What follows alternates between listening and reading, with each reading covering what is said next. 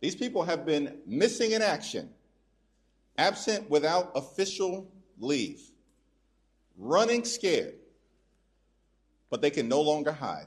The Rules Committee is going to meet shortly, and then tomorrow there will be votes on the House floor.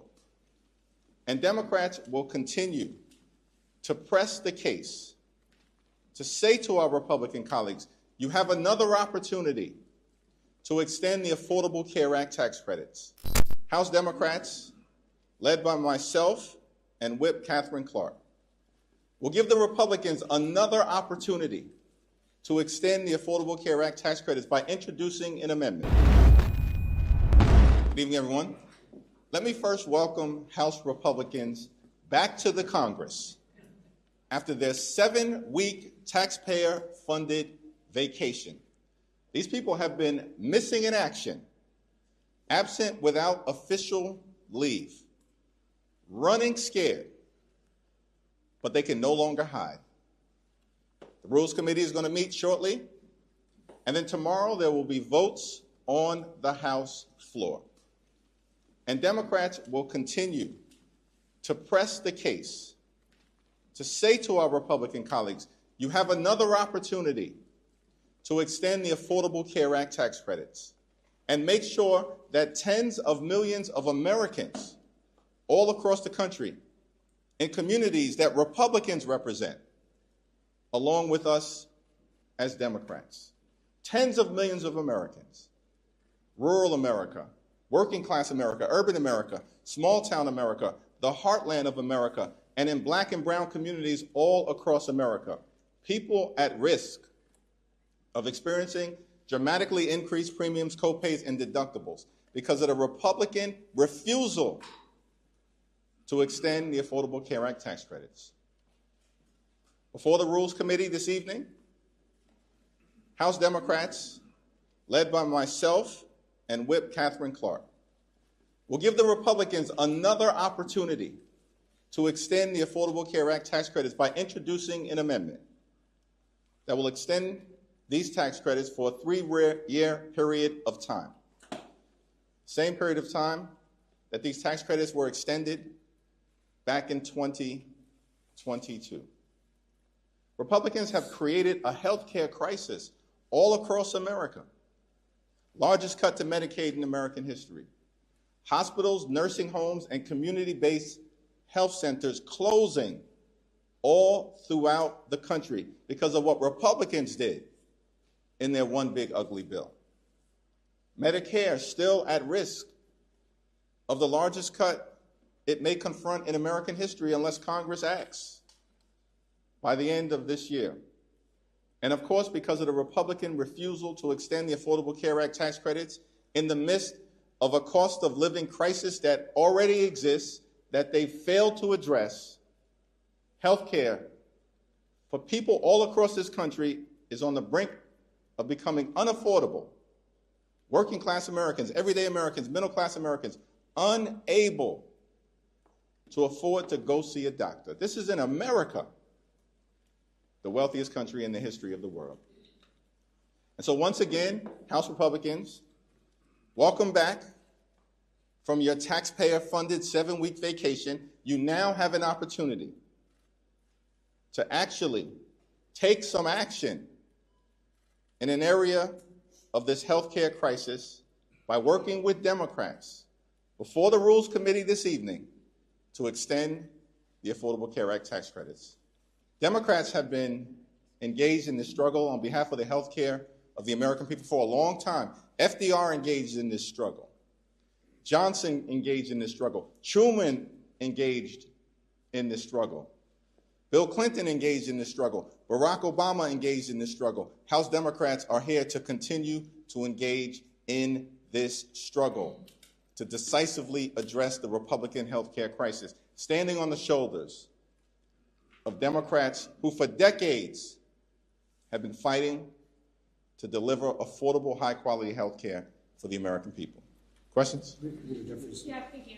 So a provision was added into new legislation with regard to a potential, which I think you're referring to, that senators could essentially sue the U.S. government for up to $500,000 if they can prove that their data was used in investigations. What do you say to that, and is there any chance that that will be removed from the CR? House Democrats are going to offer an amendment before the Rules Committee to get that self-dealing sick provision out of the spending agreement. The notion that 8 Republican senators signed off by John Thune and the Republicans, apparently in the Senate and in the House, would give themselves the ability, essentially, to rip millions of taxpayer dollars away from the American people so they could line their pockets because these people were insurrectionist sympathizers is insanity. And we're going to tattoo that provision, just like we're going to tattoo the Republican health care crisis on the foreheads of every single House Republican who dares vote for this bill. Manu? There have been number of members of your own caucus who have called on Senator Schumer to be replaced as Democratic leader. Are you okay with those calls coming from within your own caucus? As I've indicated, we're focused right now on pressing the case in addressing the Republican health care crisis. We'll be before the Rules Committee in moments. We'll have a family conversation as House Democrats. We're strongly opposed as House Democrats to this reckless Republican effort to continue to raise the high cost of living on everyday Americans, which is exactly what they're doing by failing to extend the Affordable Care Act tax credit. Nicole? Mr. Leader, even though you said that Democrats are opposed, you would expect any Democrats to defect tomorrow like they did in the Senate? I will have that conversation during our caucus meeting at noon, but our strong expectation is that Democrats will be strongly opposed. Many have issued statements.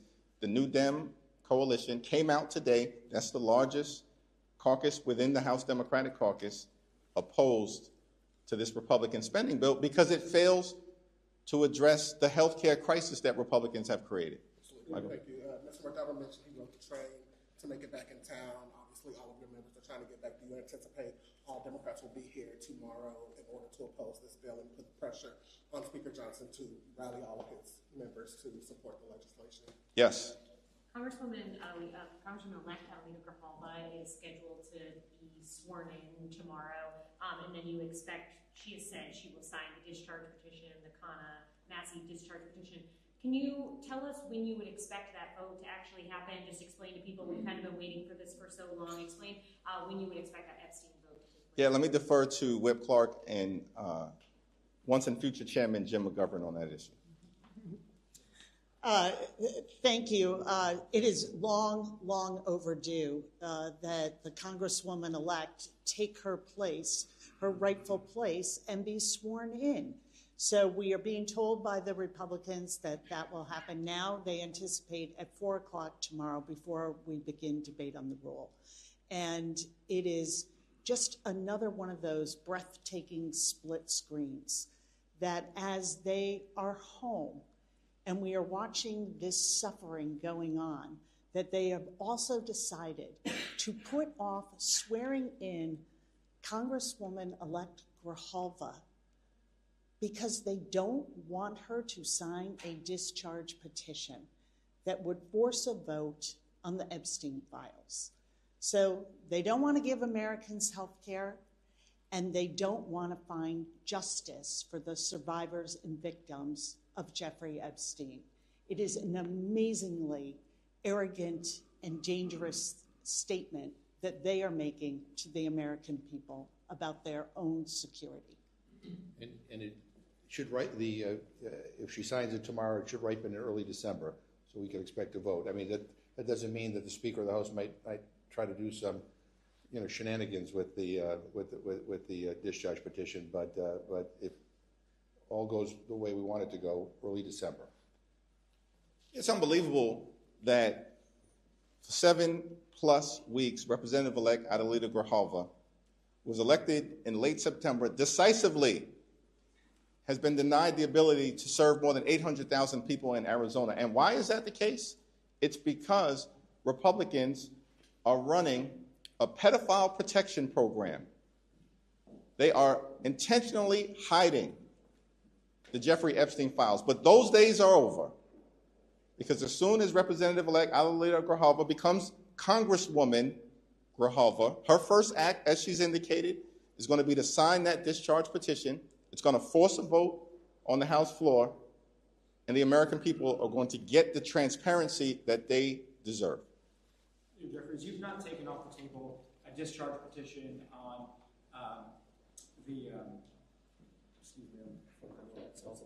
the ACA subsidies. So have you had any outreach yet to Republicans on that, or is it too soon for? We haven't had any conversations with Republicans. We're going to be before the Rules Committee shortly.